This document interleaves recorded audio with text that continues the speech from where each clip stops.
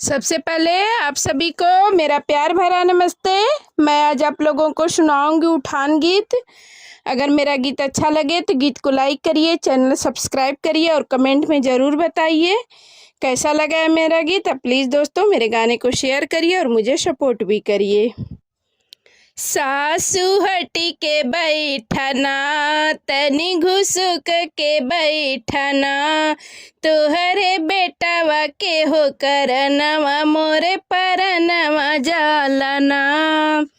सासू हटी के बैठना, तनी घुसुक के बैठना, तुहरे बेटावा के हो करनवा मोरे परनवा जालना। बहुअर धीर धरना, तनी सबूर करना, हमारा बेटवा के हो करनवा तू ललनवा पैबुना। हमारा बेटवा के हो करनवा तू ललनवा पैबुना। जेठनी हटी के बैठना, तनी घुसुक के बैठना, तुहरे देवरु के हो करनवा मोरे परनवा जालना। तुहरे देवरु के हो करनवा मोरे परनवा जालना। छोट को धीर धरना, तनी सबूर करना, हमारे देवरु के हो करनवा तू ललनवा पैबुना।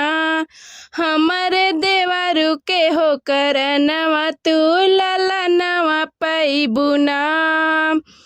ननदो हटी के बैठना हो, तनी घुसुक के बैठना, तुहरे भैया के हो करनवा मोरे परनवा जालना। तुहरे भैया के हो करनवा मोरे परनवा जालना। भाभी धीर धरना हो, तनी सबूर करना, हमारे भैया के हो करनवा तू ललनवा पैबुना। हमारे भैया के हो करनवा तू ललनवा पैबुना।